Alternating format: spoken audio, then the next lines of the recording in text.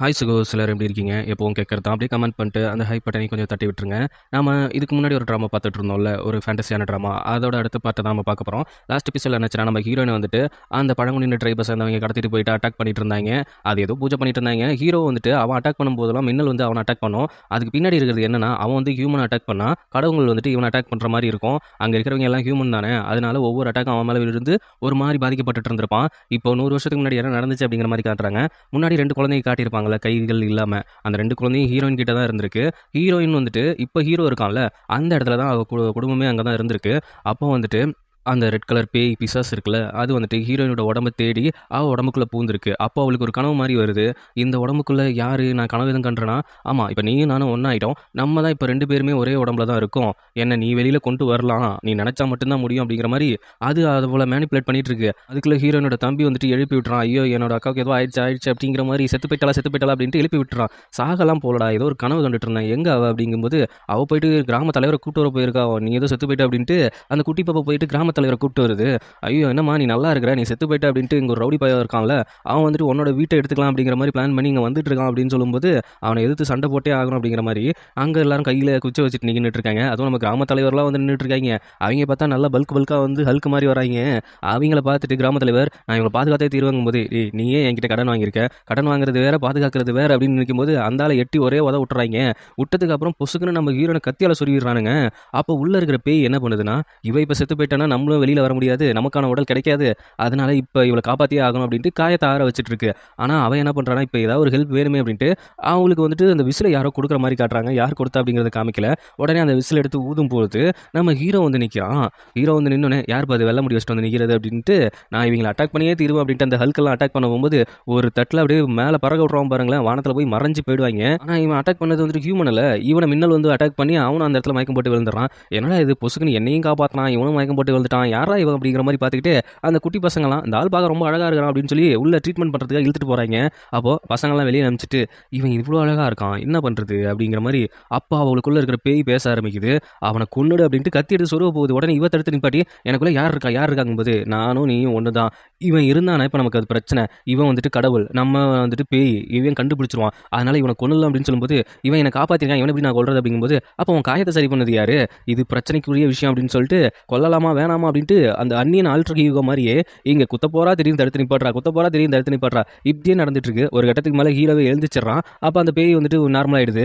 மாட்டிப்போம் அப்படிங்கிற பயத்தில் உடனே என்ன பண்ணிட்டு இருக்க, காப்பாற்றுறதுக்கு தேங்க்ஸ் சொல்லிட்டு இருக்கியா, அதெல்லாம் ஒன்றும் இல்லை அப்படின்னு சொல்லிட்டு சரி நான் உங்களை ட்ரீட்மெண்ட் பார்த்தேன், காசு கொடுத்துருப்பாங்க, என்கிட்ட காசுலாம் இல்லை, வேணா உனக்கு ஒரு 3 வாரம் கொடுக்க முடியும், அதை வேணா நான் உனக்கு தந்துட்டு போறேன், வேணா கேளு அப்படிங்கிற மாதிரி ஹீரோ சொல்ல உள்ளிருந்து பேய் என்ன சொல்லுதுன்னா, அவனை கொன்னுடு, அவனை சாகடிச்சிரு, அவனே சாகடிச்சிற மாதிரி வரங்கல அப்படிங்கிற மாதிரி கேட்டுட்டு இருக்கு. ஆனால் இவன் என்ன கேட்குறான்னா, ஹீரோ பார்த்தோன்னே பிடிச்சிருச்சு போல, உங்கள் பேர் என்ன, உங்களுக்கு கல்யாணம் ஆயிடுச்சா அப்படிங்கிற மாதிரி கேட்கும்போது ஏமா நீ கேட்குற வர இதானாமா நல்லா வருவே நீ, அப்புறம் அவன் பேரையும் சொல்கிறான். அடுத்தது அவனுக்கு கல்யாணம் ஆகலை அப்படிங்கிற விஷயத்தையும் சொல்லிட்டு டபுக்குன்னு மறைஞ்சு போயிடறான். அது எப்படி வரதுன்னு தெரியாமல் போகிறதுன்னு தெரியாமல் இப்படி மறைஞ்சு போறியா, மறுபடியும் உன்னை எப்படி பார்க்குறது, அதான் சொல்ல முடியாது அப்படிங்கிற மாதிரி சொல்லிட்டு நேராக எங்கே போகிறான்னா அவங்க கடவுளோட தலைமை இடத்துக்கு தான் போகிறான். ஆல்ரெடி இவன் கண்டுபிடிச்சிட்டான் அவளுக்குள்ளே தான் பேய் இருக்குது அப்படிங்கிறத. ஆனால் ஏன் கொல்லாமல் வந்த அப்படிங்கிற மாதிரி அவங்க கேட்கும்போது ஹீரோயின் ஒரு சில நல்ல விஷயங்கள்லாம் பண்ணிட்டு இருந்திருப்பான் அந்த கிராமத்தில். அது பிடிச்சி போய் தான் அவளை அப்படியே விட்டுட்டு தூரத்தில் இருந்துட்டு அவள் என்ன பண்ணிட்டு இருக்கா அப்படிங்கிறதெல்லாம் நோட் பண்ணிட்டு இருக்கிறான் பயப்புல. ஹீரோயினுக்கா ஹீரோட நினப்பாவே இருக்குது, மற்றெல்லாம் ஏறி உட்காந்து சரக்கு அடிச்சிட்டு இருக்கிறா. இதுக்கு பேர் தான் ஒருதலை காதலா இல்லை பார்த்தவுடன் காதலா? அன்னைக்கு எப்படி சடனாக வந்தான், இந்த விசில ஊதுனதால வந்தான் அப்படின்னு சொல்லிட்டு பொசுக்கு அந்த விசில ஊதும்போது டபுக்குன்னு வந்து நிற்கிறான். ஆனால் 6 பேக் பாடியோட வந்து நிற்கிறான். அதை பார்த்துட்டு அவள் சாக்காகிறது மட்டும் இல்லை, இவ்வளோ நேரம் மரத்தில் நல்லா தெளிவாக உட்காந்துட்டு இருந்தே ஒரு காத்தடிச்சு தொப்புக்கட்டின் கீழே விழ நம்ம ஹீரோ போயிட்டு காப்பாற்றேன். அப்படியே 2 பேரும் நர்வஸாகி நின்றுட்டு இருக்காங்களா. அதுக்கப்புறம் யார் எப்படி போகிறதுன்னு தெரியாமல் ஒரு டைம் அப்படியே 2 பேரும் முழிச்சிட்டு நிற்பாங்களா, அந்த மாதிரி முழிச்சிட்டு இருக்காங்க. சரி அதுக்கப்புறம் காப்பாற்றியாச்சு அப்படின்னு சொல்லிட்டு போனதுக்கப்புறம் ஹீரோக்கு மட்டும் புரியவே இல்லை, எப்படி அந்த விசில் அவகிட்ட கிடச்சிது, அது மட்டும் இல்லாமல் அவ கூட எப்படி நம்ம அங்கே போய் நிற்கிறோம், நமக்கும் அவங்களுக்கு ஏதோ சம்மந்தம் இருக்குமோ அப்படிங்கிற மாதிரி யோசிச்சுட்டு இருக்காங்க. அதே நேரத்தில் அங்கே ஹீரோயின் பார்க்கணுமே, ஐயோ ரொம்ப ஹீரோட நினைப்பில் தவிச்சிட்டு இருக்காங்க. அவன் எப்படி வந்தான், திடீர்னு வந்து காப்பாற்ற வந்தான், அந்த விசில் அடிச்சோன்னே தான் வரான், அவன் அப்படி ஒன்றும் அழகாவும் இல்லை, அந்த மூக்கு நல்லாவும் இல்லை அப்படிங்கிற மாதிரி பேசிட்டு இருக்கும்போது அங்கே தான் ஹீரோ பையபுள்ள இருக்கிறான், மறைஞ்சு நின்று பார்த்துட்டு இருக்கான். இவன் என்ன பண்ணிட்டு இருக்கா என்ன சொல்லிட்டு இருக்கா அப்படின்னு தெரிஞ்சுக்கிறதுக்காக. அந்த நேரத்தில் வந்துட்டு ஹீரோ வந்து கழுவி ஊற்றிட்டு இருக்கும்போது என்ன அதை வெளிக்காட்டிக்கவும் முடியல. அதே நேரத்தில் இப்போ இந்த இடத்துல இருந்தால் அவன் மாட்டிப்போம் அப்படிங்கிற மாதிரி அவன் யோசிச்சுட்டு நின்றுட்டு இருக்கான். ஆனால் அதுக்கப்புறம் என்ன ஆகுது அப்படின்னா, அந்த அந்த விசில் எடுத்த ஊத ஆரம்பிச்சிடறா. ஆகா இப்போ ஊதுனா நம்ம மாட்டிப்போமே அப்படின்ட்டு ஓடலான்னு பார்க்கும்போது டப்புக்குன்னு விசில் எடுத்து ஊதிடுறா. ஓடுற பொசிஷன்லேயே நிற்கும்போது அவன் நினப்பாலேயே இருக்கிறதால இப்படி நமக்கு கனவு வருதோ அப்படின்னு சொல்லிட்டு தலைவனையெல்லாம் ஏரில் பறக்க விட்டுட்டு படுத்து தூங்கலான்னு போகும்போது ஐயா அது கனவுலாம்மா நான் நேரில் தான் நிற்கிறேன், எதுக்கு இப்போ என்ன கூப்பிட்டேன், அது வந்து அப்படிங்கிற மாதிரி இழுத்துக்கிட்டு சரி இந்த விசில் உனக்கு யார் கொடுத்தா அப்படிங்கிற மாதிரி ஹீரோ கேட்குறான். அதுக்காக இருந்துட்டு இது என்னோட மாஸ்டர் கொடுத்தது. சரி உங்கள் மாஸ்டர் எங்க, அவங்க கொஞ்சம் நாளுக்கு முன்னாடி தான் எங்கேயோ வெளியில் போகிறேன் அப்படின்ட்டு போனாங்க, இன்னும் திரும்பி வரவே இல்லை. அதுக்கப்புறம் இந்த மருத்துவம் பார்க்குறத நான் தான் பார்த்துக்கிட்டு இருக்கேன் அப்படிங்கிற மாதிரி சொல்கிறாங்க. நான் கூட ஹீரோயின் வந்துட்டு இந்த கிராமத்து மக்களுக்கு ஹெல்ப் பண்ணிட்டு இருக்காளோன்னு நினச்சேன். ஆனால் அங்கே மருத்துவம் தான் பார்த்துட்டு இருக்கா. ஓஹோ அப்போ உங்கள் மாஸ்டர் வந்தால் திரும்பி என்னை கூப்பிடு அப்படிங்கிற மாதிரி சொல்லும்போது அவன் விசில் அடிச்சுக்கிட்டே இருக்கா. ஏன்னா ஹீரோவை தான் பிடிச்சி போச்சு, அவனை பார்க்கணும் அப்படிங்கிறதுக்காக விசில் அடிச்சுக்கிட்டே இருக்கா. சரி அப்படின்ட்டு வந்துட்டு எதுக்கு விசில் அடிச்சேன், அது தெரியாமல் ஊதிட்டேன் அப்படின்னு சொல்லும்போது சரி அப்படின்ட்டு மறுபடியும் போகிற மறுபடியும் விசில் அடிக்கிறா. திரும்பி வந்துட்டு அது கை தவறி ஊதிட்டேன் அப்படிங்கிற மாதிரி இப்படியே பண்ணிட்டு இருந்தோன்னே அதுக்கப்புறம் எப்பா எனக்கு ஒரு 3வது விஷயம் ஒன்று இருக்குல்ல, அந்த விஷயம் நான் கேட்குறேன் அப்படின்னு சொல்லி கேட்கும்போது என்ன விஷயம் என்ன கேட்க போகிறேன், ஒன்றும் இல்லை அந்த 3வது விஷயம் வந்துட்டு நீ எனக்கு வந்துட்டு நீ கீழே வேலை செய்யணும் அப்படிங்கிற மாதிரி விஷயம் கேட்குறா. எது நான் உனக்கு கீழே வேலை செய்யணுமா, ஆமாம் நான் வேறு தனியாக இருக்கிறேன், ஒரு பெண்மணியா யாராவது வந்து தூக்குனாலும் இல்லை வந்து நோயாளியை பெட்டில் தூக்கி போனாலும் என்னால் முடியல, அதுவும் அந்த 2 பசங்களை எடுத்து வளர்த்துட்டு இருக்கேன்னா எனக்கு வேறு அது எனக்கு என்ன பண்ணுறதுன்னு ஒன்றும் புரியல, அதனால நீ கொஞ்சம் ஹெல்ப் பண்ணலாம்ல பாவப்பட்டு அப்படின்ட்டு ரொம்ப அப்படியே கெஞ்சி கேட்குற மாதிரி நடிச்சிட்டு இருக்கா. ஆனால் அவளை பொறுத்த வரைக்கும் அங்கே ஹீரோ இருக்க வைக்கணும் அப்படிங்கிற மைண்ட் செட்டில் அப்படி பண்ணிட்டு இருக்கா. அந்த நேரத்தில் என்ன ஆகுது அப்படின்னா அவனு ஒத்துக்கிறான். சரி நீ சொல்கிற மாதிரி நான் ஒத்துக்கிறேன், உன்னோட மாஸ்டர் வந்தோடனே அவங்கள்ட்ட என்னை கொண்டு போய் விடணும், அதுக்கப்புறம் வெளியில் மரத்தடியில் தான் இருப்பேன், எப்போ தேவைப்பட்டாலும் நீ விசிலடிச்சு கூப்பிடலாம் அப்படின்னு சொல்லும்போது அவனும் அந்த மரத்தில் போயிட்டு உட்கார ஆரம்பிச்சான். இவ பேரை சொல்லி கூப்பிட்றா. அப்படியே அவங்க மைண்ட்லேயே பேசிக்கிறாங்க இப்போ என்ன ஹெல்ப் வேணும் அப்படின்ட்டு. அதே நேரத்தில் அந்த குட்டி பையன் இருக்கான்ல அவனோட வேலையெல்லாம் ஹீரோ வாங்க வச்சுட்டு இருக்கான். அதை பார்த்தோன்னே அட குட்டி பிசாசுங்களா அவனையே நான் இருக்க வைக்கிறது ரொம்ப கஷ்டப்பட்டுருக்கேன் அப்படின்னு சொல்லி டபுக்கு நான் அவனை அடிச்சு பற்றி விட்டுட்டு அந்த நேரத்தில் ஒரு ஆள் அடிபட்டு வராங்க. அவங்களுக்காக மருத்துவம் பார்க்குறத பார்த்தோன்னே ஹீரோக்கே ஷாக் ஆகிடுது. இவனு இந்த அளவுக்கு நல்ல பிள்ளையா அப்படிங்கிற மாதிரி பார்த்துட்டு இருக்காங்க. அவளுக்குள்ள பேய் இருக்குது அப்படிங்கிறது அவனுக்கு நல்லாவே தெரியும். கொஞ்ச நேரத்துக்கு முன்னாடி மிரட்டியும் இருப்பான் நீ ஒரு பேய் அப்படின்ட்டு, ஆனால் நல்ல பேயா இருக்குது அதனால தான் உன்னை விட்றேன், உன்னை பாதுகாக்கிறதுக்கும் ஒரு வழியாக இருக்கும், உன்னை கண்காணிக்கிறதுக்கும் ஒரு வழியாக இருக்கும், அதனால தான் உன்கிட்ட நான் வேலைக்கு சேர்றேன் அப்படிங்கிற விஷயத்தையும் அவன் சொல்லியிருப்பான். ரொம்ப நேரம் கஷ்டப்பட்டு ஒருத்தரை காப்பாற்றிட்டு அவன் வந்துட்டு அப்படியே ஒரு ஊஞ்சல் உட்காந்துருக்கும் போது அவன் ரொம்ப டயர்டாக இருக்கிறதால வந்துட்டு அந்த டிஷ்யூ எடுத்து வந்து கொடுக்குறான். அப்படி கொஞ்சம் சரி பக்கத்தில் உட்காரு அப்படின்னு சொல்லிட்டு அப்படியே மனசு விட்டு பேசலாம்னு நினைக்கிறப்ப அந்த குட்டி பையனும் அந்த பொண்ணு வராங்க. உடனே அந்த குட்டி பையன் கிட்ட கையை கட்டி போங்கடா போங்க இதான சரியான டைம் அப்படிங்கிற மாதிரி சொல்லி அந்த பசங்களுக்கும் புரிஞ்சிருது. ஆனால் அந்த குட்டி பொண்ணுக்கு புரியல. அந்த பொண்ணை தரன்னு பிடிச்சி எடுத்துட்டு போயிடும் அந்த பையன். அதுக்கப்புறம் அப்படியே தோலில் சாஞ்சிக்கிட்டு இங்கே வர உயிரை நான் காப்பாற்றனா என்ன அப்படிங்கிறது தெரியல, முடிஞ்ச அளவுக்கு என்னால் எஃபெக்ட் போட்டு எல்லாத்தையும் காப்பாற்றணும் தான் நினைக்கிறேன் அப்படின்னு சொல்லி தோல் அப்படியே சாஞ்சு அப்படியே தூங்கிடுறான். அப்படியே அவன் தூங்கணும் வெளியே கூட பிடிச்சிட்டு நிற்கிறான், பனி எதுவும் மேலே படக்கூடாதுட்டு. அப்போ அந்த குட்டி பையன் வந்து பார்த்துட்டு டேய் அமைதியாக போ அமைதியாக போ அப்படிங்கிற மாதிரி ஹீரோ சொல்லிட்டு இருக்கான். நேங்கடா இது முன்னாடி வந்தா அவன் என்னன்னா கையை கட்டி நீங்கள் வராதுங்கிறா, நீ என்னன்னா வாயை மூடி போங்கிற, என்ன தான் நடக்குது உங்களுக்குள்ள அப்படின்ட்டு. அதுக்கப்புறம் கொஞ்சம் நேரத்துக்கு அப்புறம் நம்ம ஹீரோயின் எழுந்திருக்கிறான். இப்போ டைம் என்ன அப்படிங்கும்போது 10 மணி ஆகுது. அப்போ இவ்வளோ நேரம் நீ எனக்காக இங்கேயா இருந்த அப்படிங்கிற மாதிரி கேட்குறப்ப எதுவும் தூக்கத்தில் எதுவும் கரெக்டாக விட்டனா சத்தம் எதுவும் வந்துச்சா அப்படிங்கிற மாதிரி ஹீரோ கிட்ட கேட்கும்போது அப்படிலாம் ஒன்றும் வரலையே அப்படிங்கிற மாதிரி அவனும் பொலைட்டாக தான் சொல்கிறான். ஆனால் அந்த குட்டி பையன் அங்கேருந்து வந்துட்டு இட்டிக்கிற சத்தத்தோட உன் கொரட்டை சத்தம் தான் என் காதை கழிச்சிட்டு இருந்தது, இவனுக்கு கேட்கலையாமா அப்படின்ட்டு போகிற போக்கில் கொளுத்துட்டு போவேன் டே சும்மா இரண்டா அப்படிங்கிற மாதிரி புலம்பிட்டு இருக்காங்க. அந்த நேரத்தில் ஊர் தலைவருக்கு ஏதோ ஒரு பிரச்சனைன்ட்டு வரும்பொழுது உடனே அந்த இதெல்லாம் யோசிக்காமல் ஹீரோயின் வந்துட்டு வேகமாக போகிறா. அப்போ டப்புக்குன்னு கால் தடிக்கி அவள் கால் சுலுக்கிக்குது. சரி இப்போ எப்படியாவது போய் ஆகணுமே அப்படிங்கும்போது நான் வேணா உன்னை பிக்கி பேக் தூக்கிக்கிறேன் அப்படிங்கிற மாதிரி நம்ம ஹீரோ தூக்கிக்க ஆகா கிடைச்சது ஒரு நல்ல சான்ஸ் அப்படின்ட்டு டப்புக்குன்னு தவக்கல மாதிரி ஏறி வந்துக்கிறா. அங்கே ஆனால் என்ன ஊர் தலைவர் என்ன பிளான் பண்ணியிருக்காருன்னா ஹீரோயின் வந்துட்டு ஊர் தலைவருக்கு பிடிக்கும் போல, அதனால வர வச்சு அவங்கள வந்துட்டு ப்ரொப்போஸ் பண்ணிக்கலாம் அப்படிங்கிற மைண்ட் செட்டில் உடம்பு சரியில்லாத மாதிரி படுத்திருக்காங்க. இது தெரியாமல் நம்ம ஹீரோயின் போய் ட்ரீட்மெண்ட் பார்க்க போக அதை பார்த்துட்டு இருந்த ஹீரோவுக்கு பொசசிவ் பொங்கி தள்ளுது. அடங்கொய்யால இவனை எப்படி டச் பண்ணி நம்ம மருத்துவம் பார்க்கலாம் அப்படின்னு சொல்லிட்டு அவனை தொடாதீங்க நானே எல்லாமே பண்ணுறேன் அப்படின்ட்டு உங்களுக்கு தான் கால் அடிபட்டிருக்கு அப்படின்னு சொல்லி ஹீரோயின் உட்கார வச்சுட்டு ஊர் தலைவருக்காக பயமாகி போயிடுது. யாரா இவன் நான் பிளானை போட்டு வச்சா இவன் அதை கெடுக்கிறதுக்கு எவனாவது ஒருத்தன் வரான் அப்படின்ட்டு. இப்போ என்ன உங்களுக்கு ஜுரம் ரொம்ப அதிகமாக இருக்குன்னு என்னோட மாஸ்டர் சொல்லியிருக்காங்க, இது ஜுரம் ரொம்ப அதிகமாக இருக்கா, நானே வேஷம் போட்டு படுத்துருக்கேன்டா, இருங்க உங்கள் ட்ரெஸ் எல்லாம் கலட்டிட்டு அக்கு பஞ்சர் பண்ணுமா, எதாவது அக்கு பஞ்சரா இருக்கிற ட்ரெஸ் எல்லாம் பிச்சு பிச்சு பிச்சு போட்டு ஹீரோயின் வந்து பார்க்கும்போது என்ன பண்ணி வச்சிருக்க, அவருக்கு ஜுரம் ரொம்ப அதிகமாக இருக்குன்னு சொன்னீங்களே அதனால தான் கிளியர் பண்ணி விட்டு அப்படிங்கும்போது ஆனால் இதெல்லாம் ரொம்ப அப்படின்னு சொல்லிட்டு உடனே பக்கத்தில் போயிட்டு பாடியோட தொடலான்னு போகும்போது அப்படிலாம் தொட்டுறாதீங்க உங்களுக்கு கால் வேற அடிபட்டுருக்கு மருந்து கொடுத்துட்டீங்களா வாங்க போவோம் அப்படின்ட்டு அலைக்கா ஹீரோனை தூக்கிட்டு போயிடறான். தலைவரேங்கும்போது எங்க தலைவரை அவன் தான் ஒன்று தூக்கிட்டு போயிட்டானே, இவன் யார் இவன் புதுசாக வந்து நம்மளை வேற குழப்பிட்டு இருக்கான் அப்படிங்கிற மாதிரி. அதுக்கப்புறம் 2 பேரும் ரிட்டன் போயிட்டு இருக்கும்போது அங்கே ஒரு இடத்துல நிப்பாட்ட சொல்கிறா. எதுக்கு அப்படின்னா அங்கே நிலவு தெரியுது, அப்படியே அவங்க இருந்து சாமி கும்பலாம் அப்படின்ட்டு. ஏன் அதுக்கு தான் நிறைய சிலைகள் இருக்கு நிறைய கோயில் இருக்கு. இல்லை நான் அந்த சிலை இதெல்லாம் வச்சு நான் கும்பிட்ற ஆள் கிடையாது, மனசை பார்த்து நான் யோசிச்சு எந்த இடத்துல நின்று பிரார்த்தனை பண்ணாலும் அது அவங்கள்ட்ட கேட்கும் அப்படின்னு சொல்லிட்டு என்னோட ஒரு கை வேற ரொம்ப டயர்டாக இருக்குது உன்னோட கையை கூட அப்படின்ட்டு அப்படியே சேர்ந்து வேண்டிக்கிறா. அப்படி வேண்டிட்டு இருக்கும்போதே அங்கே ஒரு மின்னல் அடிக்குது. இதுதான்டா சாக்கு அப்படின்ட்டு ஹீரோ ஹக் பண்ண. ஆனால் அங்கே மின்னல் மட்டும் அடிக்கல, மேலேருந்து கடவுள்கள் தோன்றி நான் உன்கிட்ட என்ன சொன்னேன், உன்னை அவளை கொண்டுட்டு வரணும் தானே சொன்னேன், நீ என்னன்னா அவன் மேலே காதல் வயப்பட்டு இருக்கியா அப்படின்ட்டு ஹீரோ மேலே கடுப்பாக்குறாங்க அங்கே இருக்கிற கடவுள் எல்லாமே. அவங்க வந்து பேசுறது ஹீரோக்கு மட்டும்தான் தெரியுது. உடனே சரி நம்ம இங்கேருந்து போகலாம் அப்படிங்கிற மாதிரி சொல்லிட்டு ஹீரோனை கூப்பிட்டு போயிடுறான். கூப்பிட்டு போகும்போது அந்த 2 பசங்களும் ஹீரோயின் வருவா அப்படின்ட்டு சாப்பிடாம வெயிட் பண்ணிட்டு இருக்காங்க. அந்த நேரத்தில் டப்புக்குன்னு ஹீரோயின் நார்மலா இறங்குனோனே, ஓஹோ! அப்போ அவன் கால் சுளுக்கிக்கவும் இல்ல, உனக்கு எதுவும் ஆகவும் இல்ல. இல்லப்பா நான் கொஞ்சம் சோம்பேறி. அதனால தான் அப்படின்னு சொல்லும்போது அது ஹீரோவுக்கும் புரியுது. அவனும் சிரிச்சிடுறான். அதுக்கப்புறம் போயிட்டு சாப்பிடலான்னு போகும்போது அந்த 2 பசங்களும் எப்பவுமே ஒரு பெரியவங்க வீட்டு வேலைக்காக வெளியில போயிட்டு வந்தா, வீட்டுக்கு வந்தோனே இந்த சின்ன பசங்க ஒவ்வொருத்தர் மேல ஒவ்வொரு கம்ப்ளைண்ட் சொல்லுவாங்கல்ல, அதே மாரி மாத்தி மாத்தி 2 பேர் மேலயும் 2 கம்ப்ளைண்ட்ட சொல்லி 2 பேரும் விளையாண்டுட்டு இருக்காய்ங்க. அதெல்லாம் ஹீரோ பார்த்துட்டு, இதுவரைக்கும் நான் பொறந்ததுல இருந்துட்டு எந்த ஒரு குடும்ப சூழ்நிலையும் வாழ்ந்ததும் இல்ல, வளர்ந்ததும் இல்ல. அதே நேரத்தில அந்த தியானம் அது மட்டும் தான் என் லைஃப்ல இருந்திருக்கு. மத்தபடி இது எனக்கு புது ஃபீல குடுக்குது அப்படிங்கிற மாரி அவன் அப்படியே ரசிச்சு பார்த்துட்டு இருக்கான் அந்த ஃபேமிலி சந்தோஷமா இருக்கிறத. அப்படி சந்தோஷமா இருக்கிற நேரத்தில கரெக்ட்டா ஹீரோயின் என்ன பண்றா அப்படின்னா, ஹீரோவ கூப்பிடுறா, நீயும் வந்து ஜாயின் பண்ணிக்கோ அப்படின்ட்டு. சாப்பிட கூப்பிடும்போது அது அவனுக்கு ரொம்ப சந்தோஷமா இருக்கு. சரி சாப்பிட தான் கூப்பிட உட்கார வச்சுட்டா அப்படின்ட்டு சாப்பிடலான்னு போகும்போது இவன் எடுத்து வாயில வைக்கிறதுக்குள்ளாரையே அவ ஃபுல்லா சாப்பிட்டு, நைட்டு நம்ம கொஞ்சம் தனியா பேசணும் நீ வந்துரு அப்படின்னு சொல்லிட்டு போறா. என்னடா நடக்குது இங்க? நான் எடுத்து இன்னும் ஒரு வாய் கூட வைக்கலடா. அதுக்குள்ள ஒரு பவுல் அரிசிய தின்ட்டு அவ பாட்டுக்கு உள்ள போயிட்டா அப்படிங்கிற மாரி பேன்னு பார்த்துட்டு இருக்கான். அதுவும் நம்ம குட்டி பையன் இருக்கான். அவன் இருந்துட்டு, நீ சாப்பிடுறது என்னோட பவுல் அப்படின்னு சொன்னோனே, ஐயய்யோ! நீங்க தான் மூத்தவர் அப்படின்னு சொல்லி அந்த கப் அப்படியே அடக்க ஒடுக்கமா குடுக்குறான். எவ்வளோ பெரிய கடவுளா இருந்தாலும் ஃபேமிலி கிட்ட இப்படி தான் இருந்தாகணும் போல வேற வழியே இல்ல. அதுக்கப்புறம் ஹீரோயின் வர சொல்லிப்பாள ஹீரோவ. அதுக்காக அவன் போயிட்டு அவள மீட் பண்ண போறான். அவன் என்ன பண்றான்னா, திடீர்னு ஒரு துணி எடுத்து அவன் கண்ண கட்டிவிட்டு, உன் ட்ரெஸ்ஸ கழட்டு அப்படின்னு சொல்றான். எதுக்காக அப்படின்னு கேட்கும்போது, நான் உன்னோட முதலாளி. நீ என்னோட தொழிலாளி. நான் சொல்றத செய்யணும் அப்படின்னு சொல்றப்ப, அவனுக்கு வேற வழியே தெரியல. அப்படியே அவன் உடம்புல கை வச்சு அளவு எடுத்துட்டு இருக்கா. அது நார்மலா தான் எடுத்துட்டு இருக்கிறா. ஆனா அவனுக்கு கொஞ்சம் நர்வஸ் ஆகி இந்த கண்ணெல்லாம் செவக்க ஆரம்பிக்குது. அதுக்கப்புறம் அளவெல்லாம் எடுத்து முடிச்சதுக்கப்புறம், என்னப்பா உன் பாடி இவ்வளோ ஹீட்டா இருக்குது. அது மட்டும் இல்லாம உன் ஹார்ட் பீட் இந்த அளவுக்கு ரைஸ் ஆகுது. நார்மல் மனுஷங்களோட கடவுளோட ஹார்ட் பீட் கொஞ்சம் அதிகமா இருக்கும். அப்படிங்கிற மாரி சொல்லி சமாளிச்சுட்டு இருக்கிறான். எதுக்காக அளவு எடுத்தீங்க? இல்ல அது வந்துட்டு நம்ம குடும்பத்துல ஒரு ஆளா மாறிட்டேன். உனக்குன்னு ஒரு ட்ரெஸ் தைக்கலாமே அப்படின்னு தான் வீட்டுக்கு தான் வர சொன்னேன். அதுக்கு எதுக்கு என்னோட கண்ண கட்டுனீங்க? இல்லப்பா உன் கண்ண ஃபேஸ் பண்ணிட்டு உன் பக்கத்துல நான் நெருங்க முடியாது. அதனால அப்படின்னு சொல்லும்போது, ஓ! அப்படி சொல்றீங்க. சரி. அப்புறம் இன்னைக்கு நைட்டு வேற ஏதாவது வேலை இருக்கா அப்படின்ட்டு அவ இன்டைரக்ட்டா கொஞ்சம் கேட்கறா. அவன் கூட இருக்கணும்னு நினைக்கிறா போல.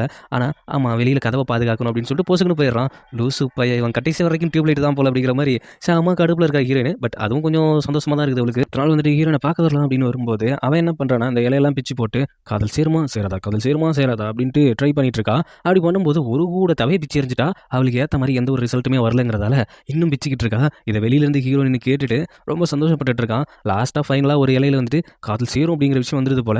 உடனே வெளியில இருந்து ஹீரோ கதவ தட்டவுடனே அது எல்லாத்தையும் மறைச்சு வச்சுட்டு, உள்ள வா என்ன விஷயம் அப்படிங்கிற மாரி கேட்கும்போது, அந்த தவையெல்லாம் பிச்சு வச்சிருந்தேன்ல, அதெல்லாம் வெளியில எடுத்துட்டு போணும் அவ்வளோதான் அப்படின்னு சொல்றப்ப, டபக்குன்னு ஒரு செகண்ட்ல மேஜிக்க போட்டு அவன் அங்கேருந்து அத எடுத்துடுறான். இத பார்த்த உடனே, ஏன்டா கொஞ்ச நேரம் உன்கிட்ட பேசணும்னு தான்டா வர சொன்னேன். அதுக்கு ஏன்டா இப்படி பண்ற அப்படின்னு, சரி நீ போ நான் கொஞ்சம் டயர்டா இருக்கேன் தூங்குறேன் அப்படின்ட்டு தூங்கும்போது தான் அந்த பேய் பேச ஆரம்பிக்குது. இதுவும் இன்ட்ரெஸ்ட்டா தான் இருக்குது. ஒரு கடவுள், ஒரு பேய் இவங்க 2 பேத்துக்குள்ளயும் காதலா?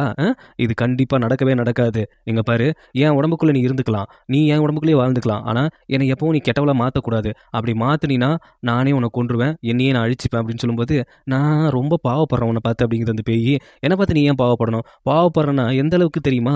ஏன்னா, இந்த தெய்வமும் பேயும் என்னைக்கும் ஒண்ணா சேரவே மாட்டாய்ங்க. அத கடவுளும் ஏத்துக்க மாட்டாய்ங்க. நான் உனக்கு எதிரியாகிறதுக்கு முன்னாடியே, அவிங்க உனக்கு எதிரி ஆயிடுவாய்ங்க அப்படிங்கிற விஷயத்த சொல்ல, இதெல்லாம் கனவா கண்டுட்டு அவ பதறி அடிச்சுட்டு ஓடி வரா. அந்த நேரத்துல நம்ம ஹீரோ என்ன பண்ணிட்டு இருக்கான்னா, அந்த நாய் கூட வந்துட்டு ஜாலியா பேசிட்டு இருக்கான். பேசுறது மட்டும் இல்லாம, என்னோட காதலுக்கு நீ ஹெல்ப் பண்ணணும். அங்க சாமி கும்பிட்டுட்டு இருந்தப்ப நீ பெல் அடிச்சு ஒரு சந்தோஷத்த உண்டு பண்ணல. அதே மாரி என்னோட காதலுக்கு நீ ஹெல்ப் பண்ணணும் அப்படிங்கிற மாரி அதுகிட்ட பேசிட்டு இருக்கும்போது, அங்கிருந்து ஹீரோயின் பதறிக்கிட்டு ஓடி வரா.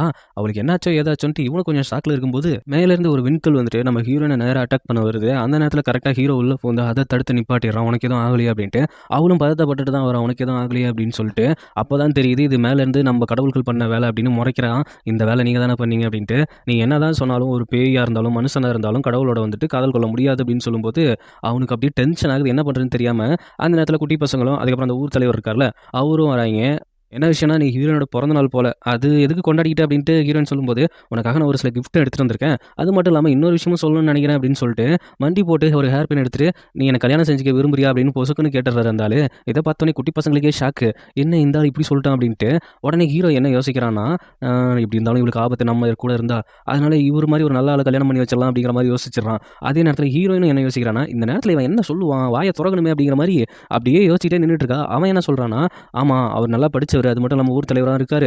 உங்கள ரொம்ப காலமா நல்லா பார்த்துக்கிட்டு வந்திருக்காரு. நீங்க அவர கல்யாணம் பண்ணிட்டா ரொம்ப சந்தோஷமா இருப்பீங்க அப்படிங்கிற ஒரு விஷயத்த சொல்ல, ஹீரோயினுக்கு செம்ம கடுப்பாயிடுது. இவன் கிட்ட இருந்து இந்த மாரி பதில் எதிர்பார்க்கவே இல்ல. அதனால ஹீரோயின் செம்ம டென்ஷன்ல என்ன சொல்றான்னா, தெளிவா சொல்லிடுறா. இங்க பாருங்க, நீங்க எனக்கு உதவி பண்ணியிருக்கீங்க. நீங்க ரொம்ப நல்ல மனுஷர் தான். நான் இல்லன்னு நான் சொல்லவே இல்ல. ஆனா உங்கள நான் அந்த பாயிண்ட் ஆஃப்ல பார்க்கல. உங்கள நான் ஒரு ப்ரோ மாரி தான் பார்த்தேன் அப்படிங்கிற மாரி சொன்னோனே, இது எல்லாரோட லைஃப்லயும் நல்லா நடக்குதுங்க. நம்மள ஒருத்தங்க விழுந்து விழுந்து கவனிச்சுப்பாங்க. ஆனா அவங்க நம்மள ஒரு பொருட்டாவே பார்த்துக்க மாட்டோம். அதுவே நம்மள ஒருத்தங்க கண்டுக்காம ஓரளவுக்கு சுத்த விடுவாய்ங்க. ஆனா அவிங்கள தான் நம்ம வந்துட்டு ரொம்ப இம்பார்ட்டண்ட்டாக நினச்சி பண்ணுவோம். இந்த மாதிரியான ட்ரூ ஃபீலிங்ஸ் தான் வேல்யூவே இல்லாமல் போயிடுச்சு இப்போ. அதுதான் உண்மை. இங்கே ட்ரூ ஃபீலிங்ஸே எங்கே இருக்குது அப்படின்னு கண்டுபிடிக்கிற நிலைமையில தான் இருக்குது. அவர் ஒரு மாதிரி அப்செட் ஆயிடுறாரு. அப்செட் ஆகிறது மட்டும் இல்லாமல் இருட்ட வேற போகுது, நான் போய் சமைக்கணும், நீங்களும் சீக்கிரம் வீட்டுக்கு கிளம்புங்க அப்படின்னு சொன்னோடனே அவரும் அந்த சூரியனை பார்த்துட்டு ஆமாம் நான் கொஞ்சம் தாமதமாக வந்துட்டேன்னு நினைக்கிறேன் அப்படிங்கிற மாதிரி சொல்லிட்டு அவர் கொண்டு அந்த கிஃப்ட் எல்லாத்தையும் எடுத்துகிட்டு அப்படியே ஒரு மாதிரி சேடாக போயிடுறாரு. ஆனால் ஹீரோயின் செம்ம கடுப்பில் ஹீரோ கிட்ட பேசாமல் அங்கேருந்து கிளம்பி வந்தது மட்டும் இல்லாமல் கேட்டையும் சாத்த சொல்லிடுறா ஹீரோ வெளியில் வச்சு. அதுக்கப்புறம் ஹீரோ எங்கே போகிறான்னா நேராக அவனோட இடத்துல போய் உட்காந்துக்கிட்டு அந்த நிலாவையே மறைச்சு பார்த்துட்டு இருக்கான். அதுவும் அந்த கடவுள்கள்லையே. அதான் என்ன பண்ணுறதுன்னு தெரியாமல் முழிச்சிட்டு இருக்கும்போது அங்கே பார்த்தா ஹீரோயின் நல்லா சாப்பிட்டு ஃபுல்லாக குடிச்சிட்டு புலம்புன்னு புலம்பிட்டு இருக்கா. சாதா புலம்பு கிடையாது, அந்த மாதிரி புலம்பிட்டு இருக்கா. அதுவும் அந்த குட்டி பசங்கள்லாம் இருக்கிறதுலையே அவன் ஒருத்தன் தான் இருக்கானா, இன்னும் நிறையா பசங்களாம் இருக்காங்க, மனசை திறல விடாது அப்படின்னு சொல்லும்போது ஆனால் அவனை மாதிரி யாரும் இல்லையே, ஏன் இப்படி பண்ணும் அவன் அப்படிங்கிற மாதிரி புலம்பிட்டு இருக்கும்போது குட்டி பசங்களுக்கே புரியுது ரொம்ப கஷ்டப்படுறா அப்படின்ட்டு. அவன் எங்கடா போனா, அவன் எங்கே போனா, அதுவா நீ தலைவர் ரிஜெக்ட் பண்ணி அனுப்புனல, அதோட கேட்டோட சாத்த சொன்னல, அதுக்கப்புறம் அவர் எங்கே போனார்னே தெரியல, எனக்கு தெரிஞ்சு மறுபடியும் திரும்பி வரமாட்டாருன்னு நினைக்கிறேன், நீ வேற ஆளை பார்க்கறது பெட்டர் அப்படிங்கும்போது அது என் மனசு அப்படி தோணலையே, நான் என்ன பண்ணுறது அப்படிங்கிற மாதிரி பைத்தியக்காரத்தனமாக அப்படியே புலம்பிட்டு இருக்கிற நேரத்தில் கரெக்டாக அவன் பக்கத்தில் நின்று இதெல்லாத்தையும் ஒளிஞ்சு நின்று கேட்டுட்டு தான் இருக்கிறான். கேட்டுட்டு மட்டும் இருக்கிறது இல்லாமல் அவள் கஷ்டப்படுறதும் புரியுது. இந்த நேரத்தில் போயிட்டு நம்ம தடுத்து நிற்பார்னா நம்ம மேலே ஃபீலிங்ஸ் வந்துடும் அப்படிங்கிற ஒரே காரணத்துக்கு நம்மளால போய் ஒளிடுவோம் அப்படிங்கிற பயத்திலேயே நின்றுட்டு இருக்கான். அவன் என்ன பண்ணுறானா, இந்த விசில்னால தானே எல்லா பிரச்சனையும், இந்த விசில்னால என்ன பிரச்சனை, இந்த விசில் தூக்கி போடுற மாதிரி போட்டுறா. அதுக்கப்புறம் பார்த்தா கைக்குள்ளேயே வச்சுட்டு இருக்கா. ஆனால் அவனை என்னால் விட முடியலையே அப்படிங்கிற மாதிரி பைத்தியகாரத்தனமா மறுபடியும் புலம்பிட்டு இருக்கா. வேற வழியே இல்லாமல் அந்த விசில ஊதும் போது அவன் பக்கத்துலேயே வந்து நிற்கிறான். உடனே குட்டி பையன் இருந்துக்கிட்டு ஏப்பா நான் ரொம்ப சாப்பிட்டு முடிச்சிட்டேன், எனக்கு ரொம்ப தூக்கம் வருது, நான் போகலாம் அப்படின்ட்டு அந்த குட்டி பொண்ணை கூப்பிடும்போது டேய் நானும் சாப்பிடவே இல்லடா, அடி பைத்தியக்காரி வா இங்கே 2 ரொமான்ஸ் கதை ஓட போகுது அப்படின்ட்டு அவங்க 2 பேரும் ஓடி போயிட்டு அதுவும் நம்ம குட்டி பையன் இருந்துட்டு தூரத்தில் போய் உட்காந்துட்டு பார்த்துட்டு இருக்கான். அப்போ அண்ணா அங்கே என்ன நடக்குது, புக்கை விட சுவாரஸ்யமான லவ் ஸ்டோரிலாம் அங்கே நடந்துட்டு இருக்குது அப்படின்ட்டு அப்படியே தலையோட தலை மட்டும் கொடுத்து நீ எங்கடா போன அப்படின்னு கேட்கும்போது நான் எங்கேயும் போகல அப்படிங்கிற மாதிரி சொல்லும்போது என்னடா எதுக்கு இப்படி பண்ணுற, ஏன் நீ என்னை விரும்பலையா, இல்லை நான் உன்னை வந்துட்டு விரும்பலை, நான் இங்கேருந்து கிளம்பலான் இருக்கேன், அதான் சொல்லிட்டு போகலான்னு வந்தேன் அப்படின்னு சொல்லும்போது ஏன்டா இப்படி பைத்தியக்காரத்தனமாக சொல்கிறேன், நான் உன்னை இங்கேருந்து வெளியில் கூப்பிட்டு போகிறேன் அப்படின்னு சொல்லுறா. ஆனால் அவன் இருந்துக்கிட்டு என்ன சொல்கிறான், நான் கிளம்புறேன்னு சொன்னேன் அப்படின்னு சொல்லிட்டு கிளம்புறப்ப நீ எதுக்காக இங்கே வந்த, எதுக்காக எனக்குள்ள ஃபீலிங்ஸ் உண்டாக்குறேன், ஏன் உனக்கு மட்டும் ஃபீலிங்ஸ் இல்லை அப்படிங்கிற மாதிரி ஏன் என்கிட்ட காட்டிகிட்டு இருக்க, உனக்கு ஒவ்வொரு இடத்துலையும் ஃபீலிங்ஸ் இருந்தது, உன் இதய துடிப்பு மூலியமாக எனக்கு தெரிஞ்சது தெரியுமா அப்படின்னு சொல்லும்போது அவனால் எதுவுமே பேசவும் முடியல, பண்ணவும் முடியல. என்ன பண்ண முடியும் இந்த நிலமையில, அவள் ஒரு மாதிரி ரொம்ப ஃபீல் பண்ணி எனக்குன்னு நான் இது வரைக்கும் எதுவுமே ஆசைப்பட்டதில்லடா, அது மட்டும் இல்லாமல் நீ என்னோட பிறந்த நாள், நீ ஒரு விஷ் கூட எனக்கு பண்ணலடா, நான் உன்னை கிஃப்டாக தான் உன்னை கேட்குறேன், அதுவும் என் காதலை கெஞ்சி கேட்குறேன் அப்படின்னு சொல்லும்போது அவனால் என்ன பண்ணுறதுன்னு தெரியல. உடனே அவனோட மனசில் இருக்கிறதையும் அந்த நேரத்தில் மறைக்கவும் முடியல. திடீர்னு திரும்பி அவளை கட்டி பிடிச்சிக்கிட்டு சரி கடவுளோ இல்லை நீ பேயோ இல்லை எனக்கு மேலே இருக்கிற கடவுளோ யார் வந்தாலும் பார்த்தலாம், ஒரு கை பார்த்தலாம் அப்படின்னு சொல்லிட்டு அப்படியே ஹக் பண்ணிட்டு அப்படியே 2 பேரும் லவ் அக்செப்ட் பண்ணிட்டு நிற்கிறாங்க. இதை தூரத்துலேருந்து குட்டி பசங்க வேறு பார்த்துட்டு இருக்காங்க. அப்படியே 2 பேரும் கிஸ் பண்ணிக்க போகிறாங்க. அந்த குட்டி பையன் இருக்கான்ல, அந்த குட்டி பொண்ணை கூப்பிட்டு இதுக்கப்புறம் நீ வயசாகி பெரியவளாகி இதெல்லாம் பார்த்து கற்றுக்கலாம், நீ வா அப்படின்னு சொல்லி கூப்பிட்டு போயிடுறான். அதுக்கப்புறம் அவங்களோட காதல் அடுத்த கட்டத்துக்கு போகுது. அப்படியே 2 பேரும் இனிமேல் என்னை விட்டு போக மாட்டே அப்படின்னு சொல்லிட்டு 2 பேரும் அப்படியே சந்தோஷமாக இருக்காங்க. அந்த சந்தோஷமாக இருக்கும்போதே அந்த நாய்க்குட்டிட்டு போய் விளாண்டுட்டு இருந்தால, அது எதுக்காக விளாண்டுட்டு இருப்பானா, அதோட மணியை எடுத்துகிட்டு இவளுக்கு பர்த்டே கிஃப்டாக கொடுக்கறதுக்காக அதை கழட்டி இருப்பா போல். அது கழட்டி எடுத்துகிட்டு வந்து அதை கொடுக்கும்போது இந்த மணி எனக்கு அப்படிங்கும்போது எனக்கு இது உனக்கா எதுக்கு, நீ என்னை கூடும்போதெல்லாம் நான் வரப்போ அந்த சவுண்டை கேட்டு ஒவ்வொரு டைம் நீ அதை ஏக்கப்படணும், அதனால இதை நானே போட்டுமே அப்படின்னு சொல்லும்போது நீ இந்த மாதிரி திறமையான ஆள் தான் இல்லையே, எனக்கு தெரிஞ்சு நம்ம குட்டி பையன் தான் உனக்கு இந்த ஐடியா கொடுத்துருக்கணும் போல அப்படின்னு சொல்லும்போது என் நண்பரை நல்லா காட்டி கொடுக்க மாட்டேன் அப்படிங்கிற மாதிரி இவங்க அப்படி சந்தோஷமாக ஹாப்பியாக இருந்துட்டு இருக்காங்க. அதுக்கப்புறம் ஒருத்தன் ட்ரீட்மெண்ட் பார்த்தாங்களே, போர்க்காலத்துலேருந்து வந்தாங்களே, ஒரு நாள் ஃபுல்லாக ஹீரோயின் வந்துட்டு ட்ரீட்மெண்ட் பார்த்துருப்பால, அவன் உடம்புக்குள்ளே அந்த கடவுளில் ஒரு ஆள் பூந்து ஹீரோனோட வயிற்றை ஸ்கேன் பண்ணி பார்க்கும்போது அவங்க 2 பேரும் ஒன்றா இருந்ததுக்கு அப்புறம் அது குழந்தை உருவாக வச்சிருக்கு போல், அந்த குழந்தை இருக்கக்கூடாது, அதை அழிச்சே ஆகணும் அப்படிங்கிற மாதிரி அவனோட பாடியை எடுத்து டேக் ஓவர் பண்ணிட்டு அப்படியே அழிக்கலான்னு போகும்போது கரெக்டாக நம்ம ஹீரோ அவனோட சத்தியை பயன்படுத்தி அடித்து நவுத்தி விட்றான். அடித்து நவுத்துறது மட்டும் இல்லாமல் என்ன பண்ணுறான்னா அப்படியே ஹீரோயின் என்ன நினைக்கிறான், அவன் ஹெல்ப் பண்ணு அப்படிங்கிற மாதிரி சொல்லிட்டு போயிடுறாவ. அங்கே கடவுள் வந்துட்டு என்ன தைரியம் தான் என்ன அடிப்பு அப்படின்னு சொல்லி ஹீரோ ஒரு சொடக்கு போட்டு கண்ட்ரோல் பண்ணிட்டு உனக்கும் அந்த பேய்க்கும் பிறகுற குழந்தை வந்துட்டு பெரிய ஆபத்தை உண்டாக்கும், அந்த குழந்தைய நீயே கொண்டுட்டினா உங்கள் 2 பேத்தையும் நான் உயிரோட வாழ வைப்பேன், அதை மீறி நீ அவங்கள வாழ வச்சின்னா வேறு மாதிரி பிரச்சனை உண்டாகும் அப்படிங்கிற மாதிரி சொல்கிறப்ப அவன் என்ன பண்ணுறான்னா உங்களால் முடிஞ்சதை பார்த்துக்கங்க, நான் என்னால் முடிஞ்சதை பார்த்துக்கிறேன், அவளை நான் ஹர்ட் பண்ணவே மாட்டேன் அப்படிங்கிற மாதிரி சொல்லிட்டு டபுக்குன்னு ஹீரோயின் வந்தோடனே அந்த ஆள் நார்மலாகி அப்படி படுத்துக்கிறான். அதுக்கப்புறம் அந்த பாடியில் இருந்தவன் எழுந்து என்னை காப்பாற்றுறதுக்கு ரொம்ப நன்றி அப்படின்னு சொல்லும்போது போர்க்காலத்தில் இருக்கிறவங்களுக்கு இருந்தாங்க ஒரு சில மருந்து நான் கொடுக்குறேன் அப்படின்னு சொல்லி ஹீரோயின் கொடுத்து அந்த அனுப்பிச்சு வைக்கிறாங்க. இவன் ஹீரோக்கு அதே யோசனையாக இருக்குது, எப்படியாவது நம்ம குழந்தைய காப்பாற்றி ஆகணும் அப்படின்னு சொல்லிட்டு தன்னோட வாலில் ஒரு சத்தியை பயன்படுத்தி அதுக்கப்புறம் அந்த குழந்தைய ஒரு பொருளாக காட்டுற மாதிரி ஏதோ ஒரு சத்தியை பயன்படுத்தி அவள் வயிற்றில் கொஞ்சம் வலி ஏற்படுது, இதனால் நம்ம குழந்தைய மறைக்க முடியும், ஒரு கடவுள்கிட்ட இருந்து மறைக்க முடியும், நம்ம வால் வந்துட்டு போபோ வந்துட்டு அவன் சேவ் பண்ணிட்டு இருப்பா அப்படிங்கிற மாதிரி அவள் தூங்கிட்டு இருக்கும்போது சொல்லிட்டு அப்படியே அங்கேருந்து கிளம்பிடுறான். அதுக்கப்புறம் அவன் எழுந்திருக்கிறான். அந்த வழியில் எழுந்திருக்கும் போது அங்கே ஹீரோவும் அப்பவும் அந்த கடவுளும் பேசிட்டு இருந்ததை நல்லா கேட்டிருப்பா. அதில் ஒரு வார்த்தை சொல்லியிருப்பாங்களே, நீ அந்த குழந்தைய கொண்டுட்டினா உன்னையும் உன்னோட பேயை நான் உயிரோட விட்டுருவேன் அப்படிங்கிற மாதிரி இந்த கடவுள் சொல்லும்போது அதை மட்டும் கேட்டிருந்திருப்பா. இப்போ அவளுக்கு என்ன தோணுதுன்னா, நம்ம குழந்தைய அழிச்சிட்டானோ அப்படிங்கிற மைண்ட் செட்டில் அவள் இருக்கும்போது அவளோட பாடி அந்த பேய்க்கு டேக் ஓவர் பண்ணிக்குது. பாத்தியா, அவனோட உயிரை காப்பாற்றிக்கணும் அப்படிங்கிறதுக்காக உன் வயிற்றுல இருந்த குழந்தைய அவன் அழிச்சிட்டான். ஆக அவனை நீ சும்மா விடலாமா? நான் இனிமேல் உன்னை டேக் ஓவர் பண்ணிக்கிறேன், அவனை பழி வாங்குறேன் அப்படிங்கிற மாதிரி கொஞ்சம் மனசு வீக்காக இருக்கும்போது அந்த பேய் அவளை டேக் ஓவர் பண்ணிக்குது. இதோட இந்த எபிசோட் முடியுது. இதுக்கப்புறம் என்ன ஆக போகுதுங்கிறத நம்ம அடுத்தடுத்த எபிசோடில் பார்ப்போம். புரியலாம் அப்படிங்கிறவங்க வந்துட்டு என்ன மைக் யூஸ் பண்ணுறீங்கன்னு கேட்டிருந்தீங்க. ஆக்சுவலி இது என்ன மைக் அப்படிங்கிறது எனக்கு சுத்தமாக தெரியல. நானும் ஒரு 2 மந்த்ஸ்க்கு முன்னாடி வரைக்கும் நானும் மைக் யூஸ் பண்ணல. இது வந்துட்டு ஃப்ரெண்டு ஃபாரின்லேருந்து வந்ததால் அவங்ககிட்ட கிஃப்ட்டாக வந்துட்டு அவன் கொண்டு வந்து கொடுத்தான் என்கிட்ட. என்ன நேம் அப்படின்னு தெரியல எனக்கு கரெக்டாக. நான் செக் பண்ணிட்டு நான் சொல்கிறேன். ராஜேஸ்வரன் ப்ரோ, ரொம்ப தேங்க்ஸ் ப்ரோ. பழனி லக்ஷ்மிங்கிற சிஸ்டர், என்னோட வாய்ஸை என்ஜாய் பண்ணீங்க அப்படிங்கிற மாதிரி சொல்லியிருந்தீங்க. ரொம்ப தேங்க்ஸ் சிஸ்டர். நாங்கள் காமெடி ட்ராமா எடுக்க கொஞ்சம் பயந்துட்டு இருக்கிறோம். அதுக்கான ஒரு ஸ்டெப்பாக இருக்கட்டுமே. உண்மையிலேயே ஃபன்னாக இருந்துச்சா? கிருத்திகா சுரேஷ் சிஸ்டர், நானும் அப்படி தான் நினைக்கிறேன். நீங்கள் கெஸ் பண்ணுற மாதிரி தான் இருக்கும்னு நினைக்கிறேன். பார்ப்போம். லாவண்யா சிஸ்டர், எஸ்டிக்கு தான் வேணுமா? ஏன் இந்த கொலவெறி? உங்கள் கமெண்ட் ஒரு எக்ஸ்ப்ளனேஷனுக்கு நான் தனியாக ஒரு வீடியோ போடணும்னு சொல்லியிருந்தேன். கண்டிப்பாக ஒரு நாள் அதுக்குன்னே நான் ஒரு வீடியோ போடுறேன். டாக்டர் டூம் ப்ரோ, உங்கள் பேரை பார்க்கும்போது எனக்கு அந்த மூவி தான் மைண்டில் வருது. அது எப்போ ரிலீஸ் ஆகும் அப்படின்ட்டு. ரொம்ப தேங்க்ஸ் ப்ரோ. கில்லர் ப்ரோ, ஹைப்பை தட்டியாச்சிங்களா? ஓகே ஓகே ப்ரோ, ரொம்ப தேங்க்ஸ் ப்ரோ. என்னோட வீடியோ உங்களுக்கு பிடிச்சிருந்தா லைக் பண்ணுங்கள், ஷேர் பண்ணுங்கள், சப்ஸ்கிரைப் பண்ணுங்கள். நோட்டிஃபிகேஷன் பில் பட்டனை மறக்காமல் கிளிக் பண்ணுங்கள் சகோஸ்.